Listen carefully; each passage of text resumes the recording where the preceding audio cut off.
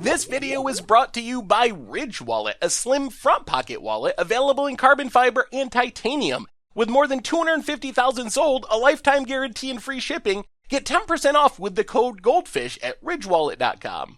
Hello everyone, it's Seth, probably better known as Saffron Olive, and it's time for another Instant Deck Tech. So as you know, Monday means it's Modern Monday here at Instant Deck Tech Land, and we have a pretty spicy flyer deck to look at today. This is 5-color flyers. It comes to us from Hayashi Masahiko, who took it to a top 8 finish in a small Japanese tournament. So congrats to Masahiko on a really cool deck. A quick reminder before we break down 5-color flyers for Modern.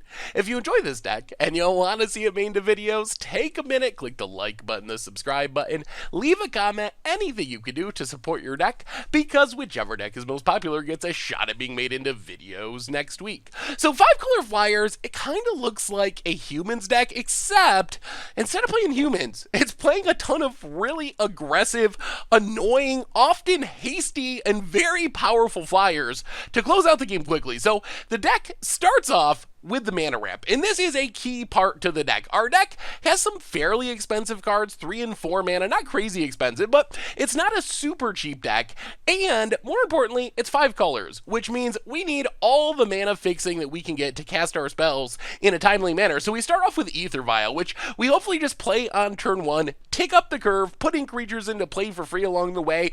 Most of the time we're going to stop at 3, that's kind of the sweet spot where we have most of our creatures, but we might go up to 4 even in some cases, because we do have some powerful 4 drops. So Ether Vial, a way to cheat creatures into play, and in this deck, it's much less tricky than you'd see in like humans. We're not really like trying to put things into play at instant speed. We're mostly just using this as a ramp spell. I mean, I guess there's value to end stepping stuff, but we don't have a ton of tricks to do with Ether Vial. It's pretty much just ramp, which makes it kind of in the same package as Birds of Paradise and Noble Hierarch. So since we're playing full 5 colors, we need every bit of fixing possible, which means 4 Birds of Paradise, 4 Noble Hierarchs, just help make sure we can cast all of our stuff every single game with their mana fixing prowess. So that's our ramp, but what are we kind of ramping into? And one of the sweetest cards in the deck is Pride of Clouds. This card is kind of just the foundation of the deck, and it really exemplifies what the deck is trying to do. So a 2 mana 1/1 with flying, however, it gets +1/+1 for each other creature with flying in play, which means in our deck, which is essentially all flying creatures apart from Noble Hierarch, this can be like a 10/10 flyer for 2 mana or something ridiculous, a 5/5 flyer for 2 mana, which makes it really powerful. Also, if we run out of cards, we can forecast it, which is pay some mana, reveal it from our hand during our upkeep, and get a 1/1 flyer, so it kind of feeds itself as well.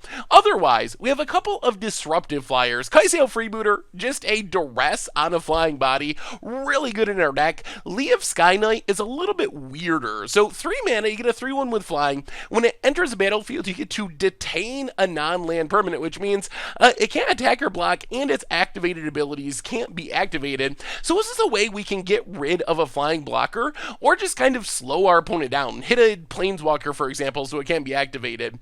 And then we have kind of our big, powerful finishers. Mantis Rider is just a really fast clock in the air. A 3/3 for 3 probably doesn't sound insane, but with flying and vigilance and haste, it's just hitting for so much damage right away, which makes it incredibly scary. And when you throw in Lightning Angel and Falconwrath Aristocrat, once we get up to 3 and 4 mana, we're just throwing these massive flying hasty creatures at our opponent's face turn after turn after turn until they die, and it doesn't take that many. Like Mantis Rider's 3 damage, throw in a Lightning Angel or Falconwrath Aristocrat, you're ready for 6 or 7 damage in the air each turn, which means it doesn't take all that long for our opponent to just get overrun with unblockable or at least evasive damage. So that's kind of the main plan of the deck. Work up the curve, get in these hasty flyers to beat our opponent down. We do have some incidental humans in our deck for Falconwrath Aristocrat, where we can sack them to grow it, but mostly it's just a big flyer that can protect itself by sacking a mana dork that isn't as helpful anymore.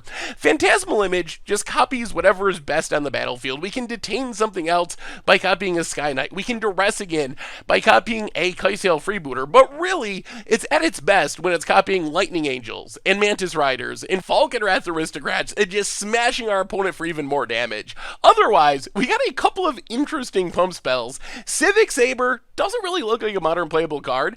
1 mana to cast, 1 mana to equip, gives the equip creature +1/+0 for each of its colors.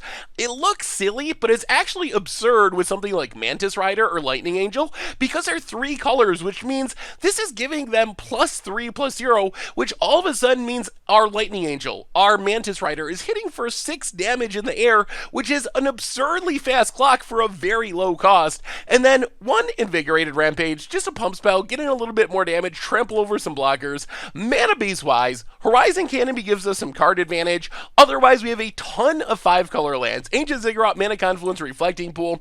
Cavern of Souls, Unclaimed Territory, a little weird in our deck because we don't actually have that many creatures of the same type, so I guess we're just trying to name the right thing at the right time, although Cavern making things uncounterable is nice. And then a bunch of fast lands, 1 fetch land, a couple of basic lands. In the sideboard, we get a bunch of hateful creatures. Gaddock Teeg, Thalia help against combo, Kataki to deal with decks like Affinity, any artifact-based decks. Then we get Is It Staticaster and Orzhov Pontiff as removal. Something that's really good against our deck is cards like Lingering Souls that put multiple flying blockers on the battlefield, so being able to deal with a bunch of tokens at once with a Staticaster or Pontiff, really key. Hell's Thunder, I guess this is our control plan. I'm not 100% sure what this is for. It comes in, hits for 4 in the air, but dies, then we can unearth it for 5.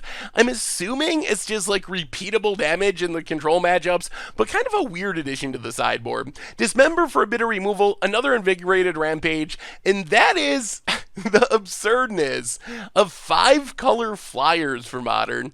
And that's our Instant Deck Tech for today. So thank you so much for watching. I hope you enjoyed the video, and I will talk to you soon. Thanks for watching the video. If you enjoyed it, help us out by clicking that like button down below. And to keep up on all the latest and greatest, click that subscribe button. And don't forget to hit that bell icon to get alerts whenever we have new videos. And if you want to, check out some of our other sweet videos here and here.